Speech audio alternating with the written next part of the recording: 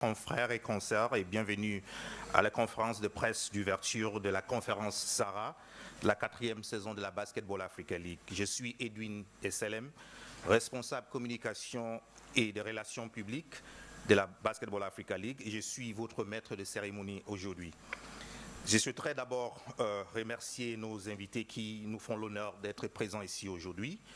Le président de la zone de la FIBA, Mathieu Faye, qui est une vraie légende du basketball sénégalais et africain, 2 fois champion, Afro-Basket en 78, en 80. Il était MVP du tournoi en 1980. Le président de la Basketball Africa League, Amadou Gallo Fall. Le vice-président de la Basketball Africa League en charge des opérations et de la stratégie, John Magno Planche. Le responsable des opérations de la Ligue, de la Basketball Africa League, premier Camerounais à jouer en NBA, Ruben Poumdje. Chers collègues, chers confrères, je veux commencer cette conférence de presse en invitant le président de la zone 2 de la FIBA, M. Mathieu Faye, pour ses propos introductifs.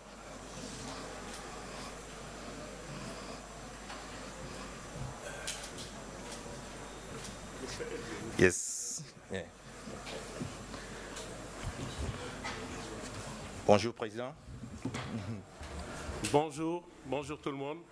Merci beaucoup, Edwin. C'est la grande forme ou pas? Ah, ça va? Ah, d'accord. Je les vois tous un tout petit peu timorés, là. Hein? Bon.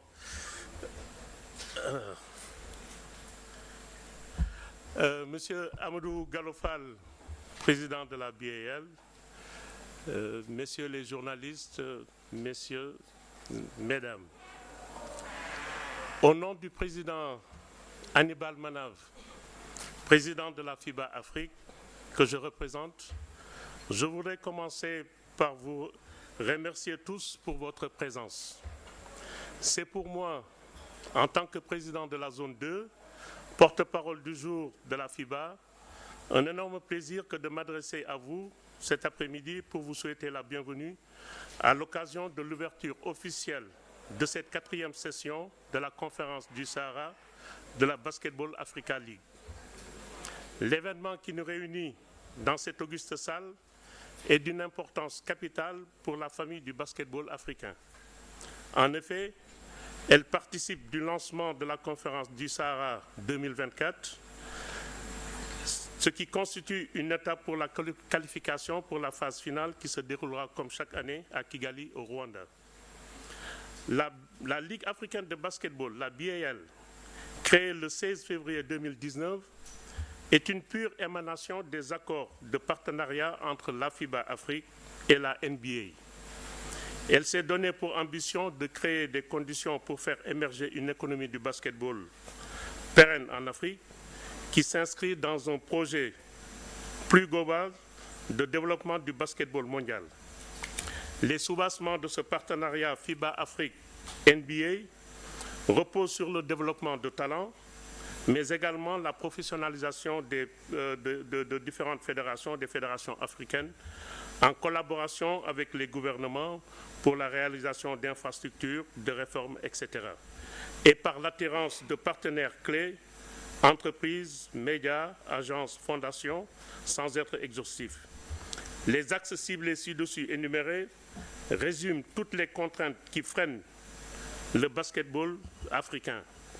Sous ce rapport, nous saluons l'inscription dans son agenda de partenariat FIBA-NBA, appuyé en cela par celui signé entre la BAL et ses différents partenaires, des objectifs de la professionnalisation des fédérations nationales africaines, de la réhabilitation et modernisation des infrastructures sportives et des réformes textuelles.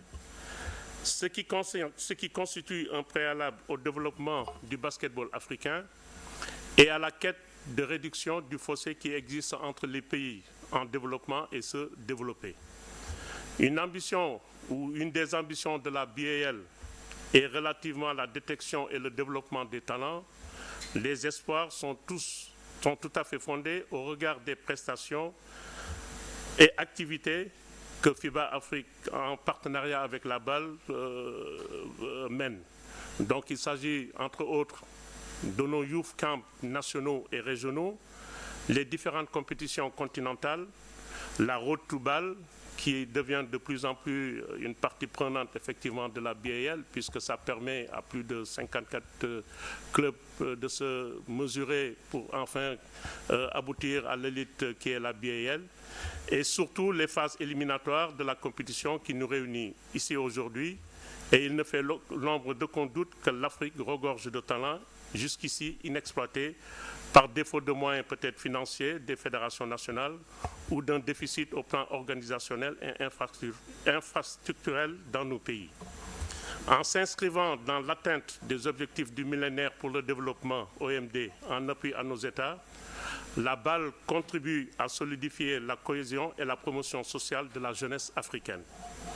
Dans toutes les politiques publiques des États, le développement de la pratique sportive occupe une place de choix. En tant qu'outil d'éducation, d'émancipation et de transmission, le sport permet aux jeunes d'acquérir de nombreux savoir-faire et savoir-être qui leur permettent de s'accomplir socialement. En effet, de l'attractivité qu'il exerce et l'atmosphère qu'il instaure, le sport génère des retombées économiques, sociales, qui dépassent largement la sphère de sa seule pratique.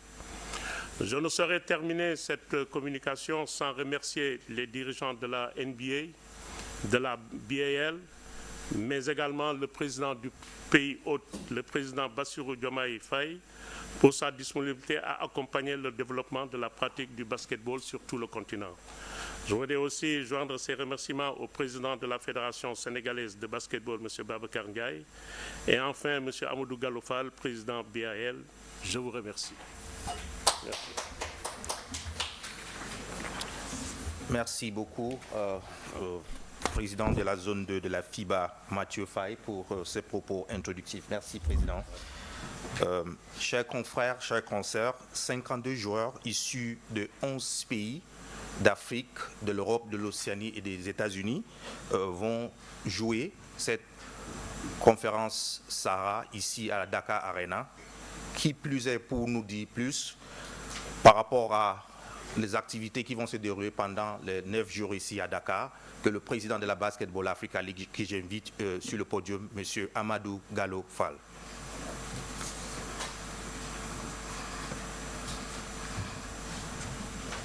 Bonjour Président et merci de l'honneur que vous nous faites à assister à cette conférence de presse d'ouverture.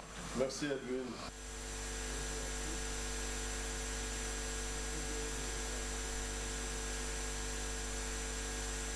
Merci. Heureux de vous voir nombreux ici, comme il est de coutume. Votre soutien est constant. Tout à l'heure, un de mes collègues me disait qu'il y avait, je pense, quelque chose comme près de... C'était 79 journalistes, on dirait une finale NBA. Merci au président Mathieu Faye et président de la zone 2, représentant le président Hannibal Monève de la FIBA Afrique et le docteur Alphonse Billet, directeur exécutif de FIBA Afrique. La Basketball Africa League, pour le rappeler, est un partenariat entre la NBA et la FIBA. La saison 4 de la Basketball Africa League a démarré avec une innovation où on a établi une 3e conférence qui s'est jouée à Pretoria. Mais avant de venir sur ce qui nous attend ici, c'est le démarrage de la conférence du Sahara où on va pour la 3e année consécutive compétir ici à Dakar Arena.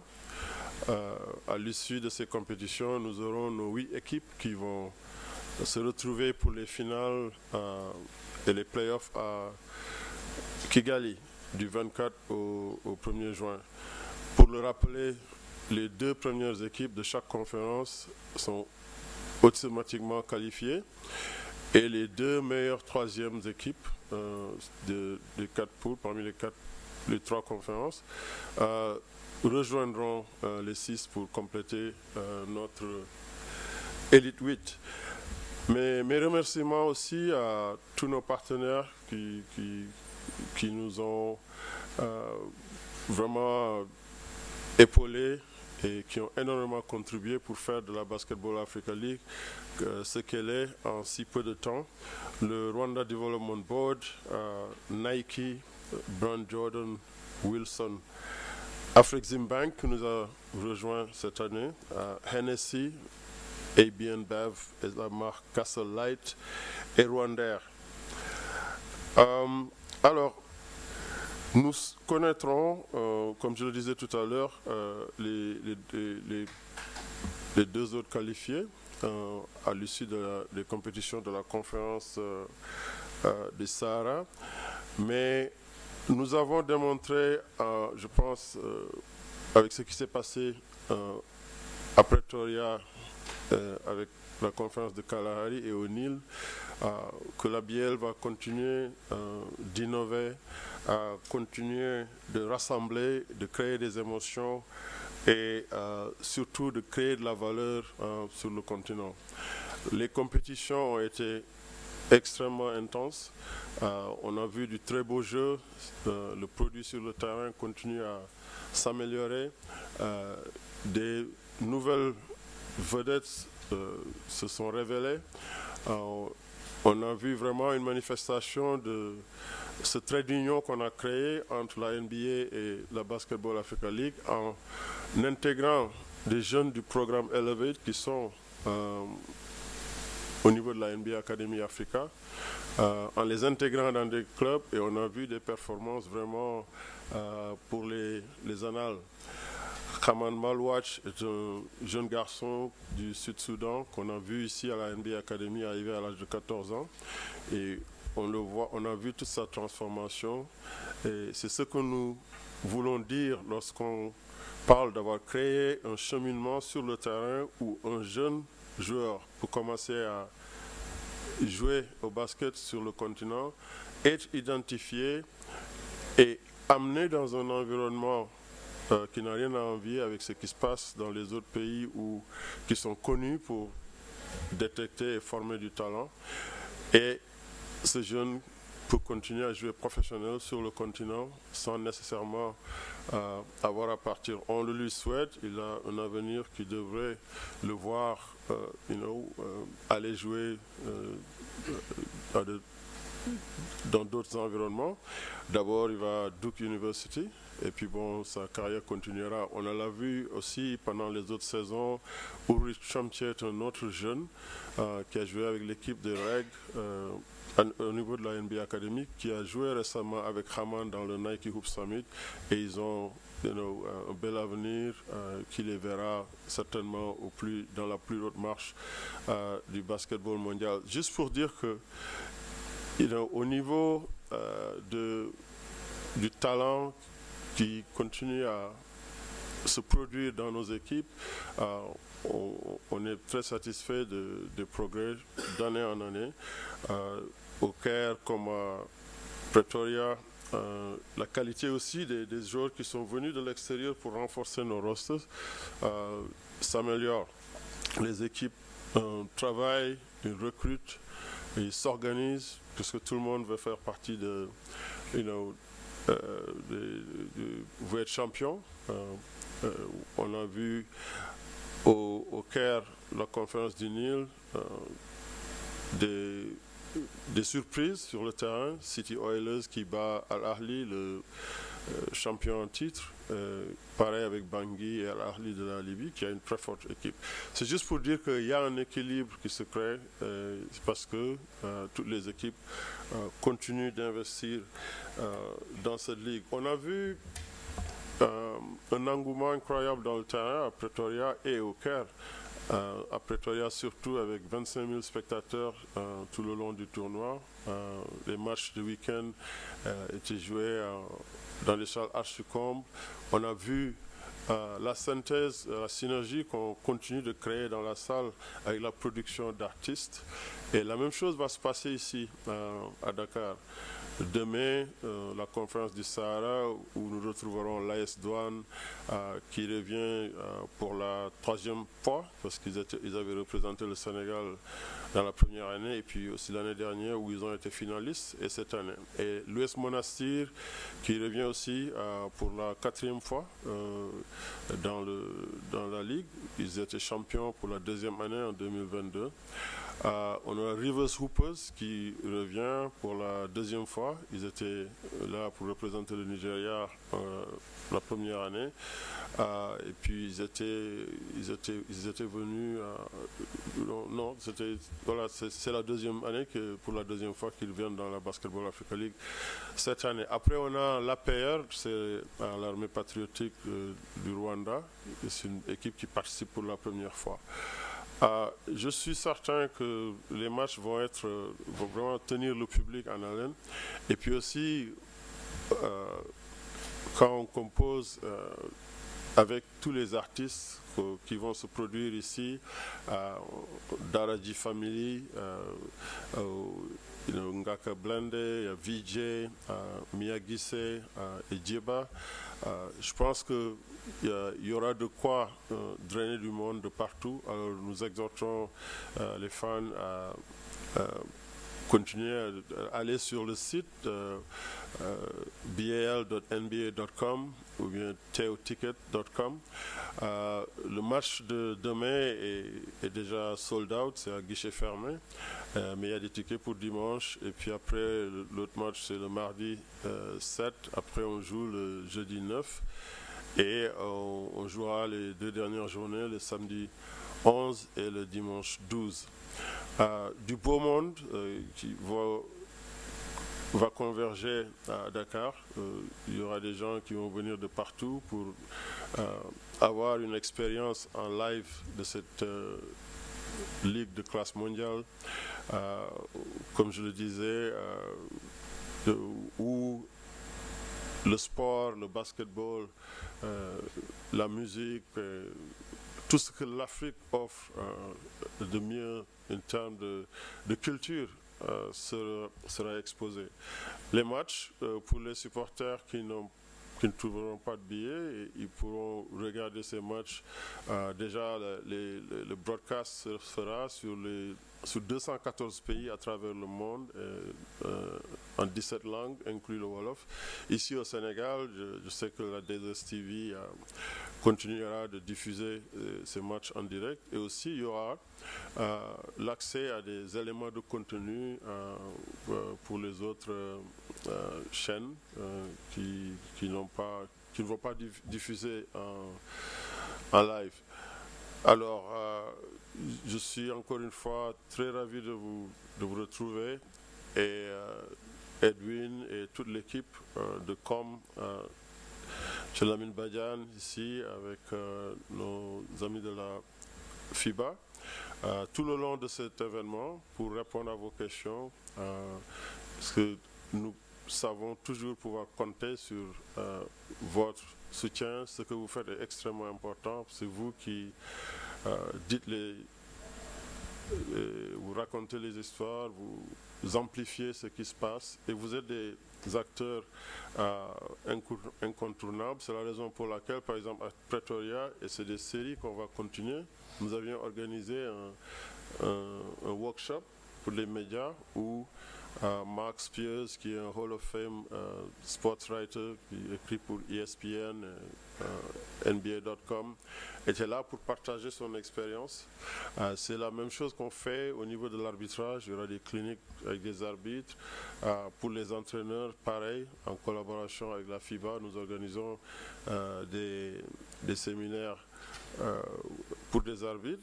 Et nous allons continuer aussi à faire beaucoup d'activités envers la communauté. Notre BAL for Her programme qui a été lancé ici en mars 2022 pour vraiment rendre l'industrie du sport, en tout cas le basketball, accessible aux filles et aux femmes. Nous avons des séminaires aussi pour parler à nos joueurs, par exemple, de tout ce qui est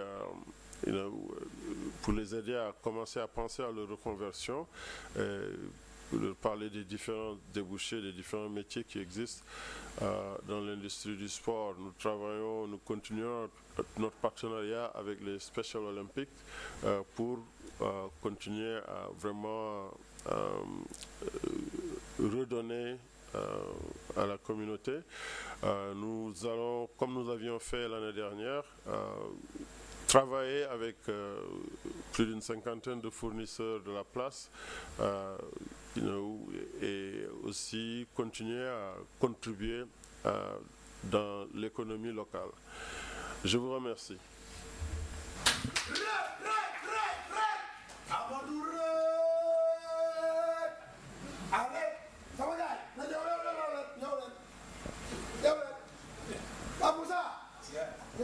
Was this part of it?